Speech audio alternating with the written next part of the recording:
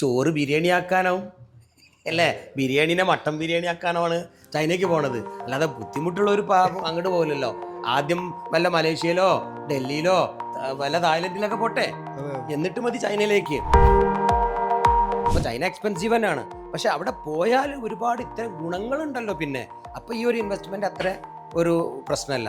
ഇനി കുറച്ച് ബഡ്ജറ്റിലും ഒരാൾക്ക് ചൈനയിൽ പോകാം.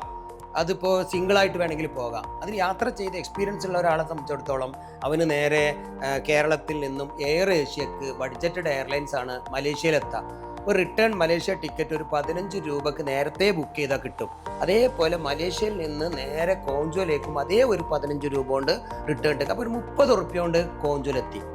ഇനി കുറച്ചും കൂടി അവനൊന്ന് ഒരു എക്സ്പീരിയൻസ് നേടണം, യാത്ര ഇഷ്ടപ്പെടുന്ന ഒരാളാണെങ്കിൽ മലേഷ്യയിൽ അവൻ ഒരു ദിവസം കറങ്ങട്ടെ. ഒന്ന് പകല് പുറത്തിറങ്ങി കയറാൻ 1 രൂപ വിസക്ക് കാശ് കൊടുക്കണ്ട. അപ്പോൾ ഈ എയർ ഏഷ്യ എടുത്ത് രാവിലെ അവിടെ ഇറങ്ങി അടുത്തൊരു വൈകുന്നേരത്തെ ഫ്ലൈറ്റിന് അവനവിടെ പോകാം, കോഞ്ചോ. ഈ കോഞ്ചോക്ക് പകരം അപ്പോൾ ഒരു ഡേ അവിടെ കിട്ടിയിട്ടോ. മലേഷ്യയിൽ ഒരു ഡേ അവന് എൻജോയ് ചെയ്യാൻ പറ്റി. അത് കഴിഞ്ഞ് നേരെ അയാൾ ഹോങ്കോങ് പോയി ഇറങ്ങട്ടെ. ഹോങ്കോങ് പറയുമ്പോൾ നേരത്തെ പറഞ്ഞല്ലോ, നമ്മൾ ചൈനയുടെ ബോർഡറാണ്.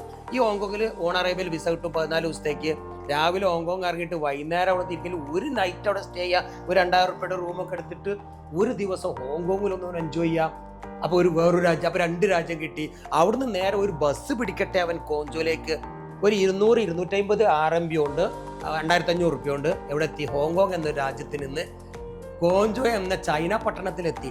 ഇനി കുറച്ചും കൂടി ഓന് സമയമുണ്ടെങ്കിൽ ഹോങ്കോങ്ങിൽ വന്ന് നിന്ന് ഒരു നൈറ്റ് അവിടെ റൂം എടുത്തിട്ട് അവൻ നേരെ കാലത്ത് വിടട്ടെ അവൻ അടുത്തൊരു രാജ്യമായ മക്കാവ് പറഞ്ഞ ഒരു ഐലൻഡിലേക്ക്. ആ മക്കാവ് പറഞ്ഞ രാജ്യത്ത് പോകാൻ ചിലപ്പം ഫ്രീ ആയിട്ട് കൊണ്ടുപോകാറുണ്ട് ചില കപ്പലൊക്കെ.